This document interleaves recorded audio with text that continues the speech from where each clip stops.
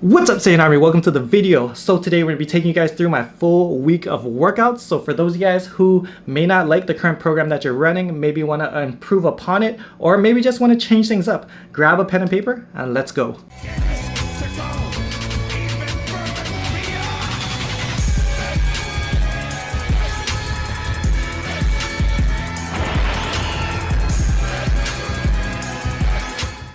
Alright, so first off, what I'm currently running is a 6-day split. It's a push-pull legs program. That's just my preferred style of training. Reason being is because I'm an advanced lifter. I've been lifting for over 15 years, so I need the extra volume, and I just love training. I love being in the gym 6 days a week. For those of you guys watching this video, if you're a beginner, I would not run this program. Understand less is more. I would look more into 4-day programs where it's upper lower every other day, or just full body, 4-day full body. I would just keep it as low volume as possible, just enough to help you grow, because you don't need all this extra volume in this program. The current volume in this program is actually pretty low right now. Reason being is because I'm acclimating back into the gym. I haven't been to the gym for a while, like for probably over 6 months now. I've been just strictly training at home and just doing dumbbell and barbell exercises. So acclimating to the gym and the machines and everything is just a whole new training stimulus, and that's why my volume is a little bit lower now, because I'm trying to just build everything back up again. And as I get acclimated to everything and the volume and the machines and the exercises, then I'll start increasing the volume again from there. But understand that this volume may be too high for you, so make sure to taper it down to where you're comfortable. Day 1, power push day. So this is the first workout of the week. This is typically my Sunday workout. My Sundays are my favorite days to go to the gym. Reason being is it's completely dead, and yeah, I just love it. I just love the vibe and just everything about Sundays in the gym. If you guys aren't going to the gym on Sundays, you guys are missing out.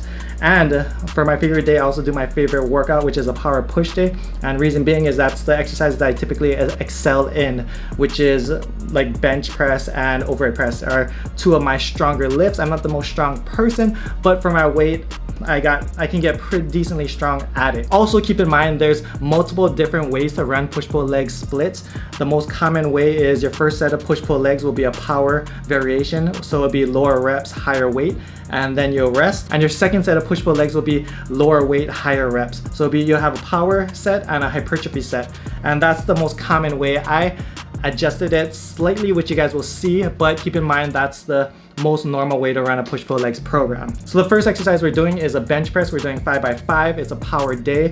Right now I'm not doing 5x5 just because my hand is still a little sore. It's been like tweaked for the past 6 weeks, which is really annoying, but it's getting better, and that's all that matters. It's just very slow.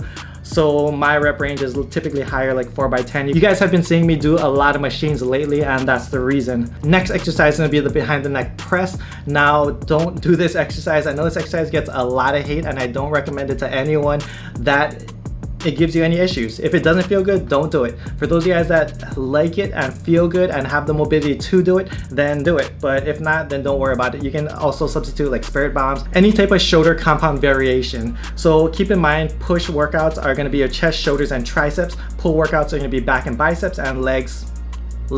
Okay? So something else I want you guys to also notice is how I organize my exercises. First exercise is going to be chest, second is shoulders, third is chest. And the reason I do it that way is in between when I'm doing the shoulders, yes, like shoulders is part of your chest, they're both pushing muscles, which is why they're in the same workout, but also you're giving your chest a little bit of a break, you know, because the behind the neck press isolates your shoulders more than your chest. So when you go back into the third exercise, which is cable flies, you'll be a lot stronger going into it. So going back to the first exercise, bench 5x5.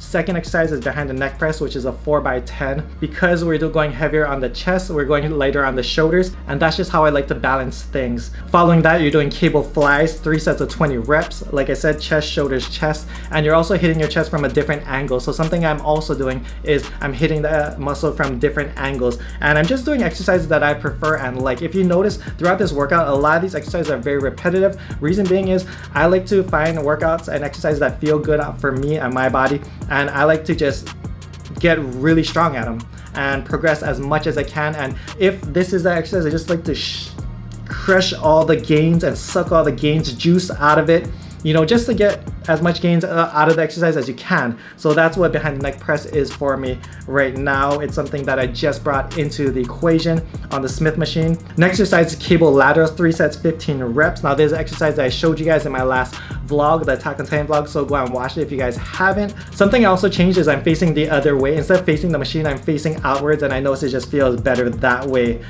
After that is dips, 3 sets of 8 reps. So again, you're going chest, shoulders, chest again. Well, chest and triceps mainly, because dips is more triceps, especially the way I do my dips. So now we're heading into triceps, but chest is a secondary muscle as well. And yes, shoulders are getting worked as well, probably like a third muscle. Then after that, we're doing triceps again. So this is a rope superset. You're doing 4 sets of 10 tricep pushdowns and overhead tricep extensions. You guys have all seen me do this. I've been doing this exercise for years, and it's one of my favorite ways to just burn out the triceps and overload towards the end of a workout. Day 2 is a power pull day. Starting off this workout, we're doing weighted pull-ups, 5x5. Now, because lats is gonna be probably forever, lats and shoulders is probably 2 of the muscle groups that I'll forever be working on. I always start off my back workouts with pull-ups because I'm trying to get that width, trying to get wide, trying to fly. But for those of you guys who don't have that problem, maybe genetically blessed in the lat department or the width department, then you can do rows or any other variation instead. But for me, that's why I start with pull-ups. So 5x5, after that's body weight, 5x10. It doesn't really matter what type of pull-up you do, neutral grip, wide grip, doesn't really matter. Just whatever feels best for you and your back. Like I said, everyone's different. Just because I like all these exercises doesn't mean that you will. So feel free to change out any of these exercises.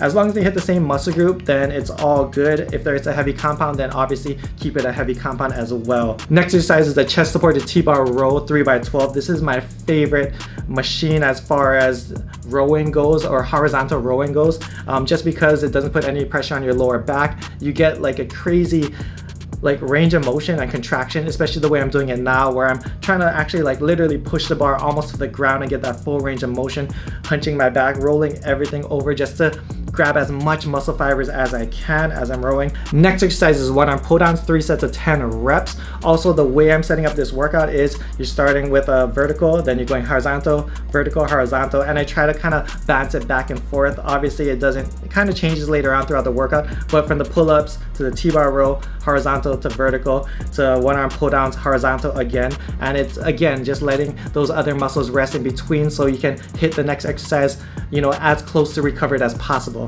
And the next exercise is high rows, 3 sets of 15 reps. I really enjoy this exercise because it targets the upper back, it isolates it, and let's be honest, when people look at people's backs, they're mainly looking at the thickness in their upper back. That's the first thing that people notice, and that's why I like to use this machine, and I just like the angle that it hits it at. And following that is cable curls, 3 sets of 10 reps. So on my pull workouts, I don't do a ton of biceps, and the reason being is the frequency on my biceps is a lot. That's why, as you'll see.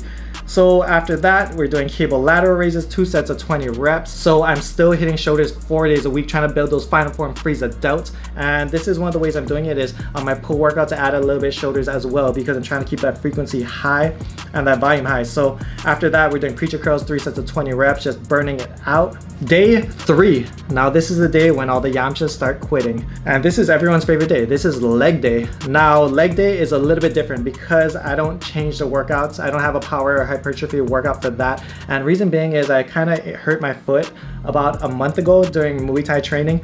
So it's pretty much like 90-95% recovered now, but it took a while, and it took a while just to acclimate to everything, and also with my lower back that I'm trying to work around. And as you notice in this workout, there's no lower back exercises, and because my lower back has been giving me issues for pretty much the past year, and yeah, I still have to go to the chiropractor and sort everything out. But I'm just not touching anything with lower back right now. All right, so first exercise is hack squat. As I said, I'm not doing any exercise that put any pressure on your lower back. I really don't care for the machine that I'm using, and I tried doing it the front way, leaning into it like a front squat, and that's even worse. But it gets the job done, and it's decent. So following that exercise, I'm doing lunges. So lunges is is everyone's worst nightmare. Clients hate it when I put lunges in their programs, but it is so good. It's probably one of the best hamstring exercises that you can do. And we are doing 3 sets of 10 steps each leg, so 3 by 20. So the next exercise is a leg press. It's going to be a superset, so you're going 12 wide, 12 narrow. So when I'm going wide, I'm going as wide as possible. I'm on the machine, and I'm going as deep as possible because I'm trying to engage my abductors as well. And it hurts like a mother because also my hips are kind of tight, but they're loose enough where I can get it deep still. But it feels great. And then the 12 narrow to hit, you know, that quad sweep. You bring it a little bit lower, target the quads and isolate a little bit more. Next exercise is a single leg hamstring curls, 3 sets of 10 reps. One of my favorite hamstring machines. If you guys look through the program, you'll notice that I tend to add unilateral exercises through every workout, at least 1 or 2, just to keep things balanced and even. For me, I'm left-handed. I'm super dominant in my left side, so I try to keep everything even and, you know, just for aesthetics as well. Next is leg extensions, 3 sets of 15 reps, just pumping it out. And the last exercise is the abduction machine. You're doing 4 sets of 12 reps. Now glutes is by far the weakest body part on my body, and it's something that I probably need to focus on, but it's something that I don't really care too much about. Like, the only reason I want strong glutes is for more so athletic purposes, because I want to run faster and jump higher. Outside of that, like, I don't really care about the aesthetics too much. But yeah, that's why we're doing that. And no, we're not doing any adduction because we get a lot of the adduction on the leg press superset, as I mentioned earlier. Day 4, arm day. Now, because I'm a bro and because I love having just a good arm day in the gym, I had to add another arm day. And the main reason also behind that is my chest is very developed. My chest is one of my stronger body parts, and to be honest, I could care less if it doesn't grow for the rest of my life. Like, I'm okay with my chest, and you know how the upper chest developed. You guys know I hit the crap ton of upper chest, and that's why we have an arm day and not a secondary chest day. So starting off this workout, we're doing behind the neck press. So we're doing 4 sets of 8 reps. Yes, you could do like 5 by 5 with this, but I don't like going too heavy on this exercise just because it can be dangerous as well. So that's why I like 4 by 8, and I don't really like going anything less than 8 reps on this particular exercise. If this was a spirit bomb, then have at it. Go for it, 5 by 5 all the way. Next exercise, dips, 3 sets, 8 reps. So this is going to be more of a power day. So we did drop the reps and are going a little bit heavier on certain exercises. After that, we got hammer curls, 4 sets of 8 reps. As I said, a lot of our bicep volume will come from this workout, which is why in the pull workout, we're only doing about 2 exercises for biceps. So after that, we're doing cable laterals, 3 sets of 20 reps. Supersetting that with cable curls, 3 sets of 12 reps. You don't have to superset it, but you can because you're already on the cable machine. And following that, we're doing the rope tricep superset. Instead of doing 4 by 10 like we did on day 1, we're gonna be doing 3 by 15 instead, just because we already went a little bit heavier. We're gonna go a little bit lighter, hit more of that hypertrophy range of the scale. And finishing off the workout, we're doing preacher curl machine, 5 sets of 20 reps. Now this workout is pretty low volume compared to what I usually do. So as I acclimate to the gym and to the program, then I will be increasing the volume and everything as well. Day 5, my hyper pull workout. Now keep in mind that this isn't the only way to separate your workouts. So another way you can do it is your first pull workout, you can have it more thickness focused, so focus more on the horizontal pulling, and your second workout can be more width focused, and you can focus on more on like the pull-ups and the vertical pulling as well. And that's how I have it set up in my Super Saiyan 6 program. If you guys want to check it out, link will be down below in the description.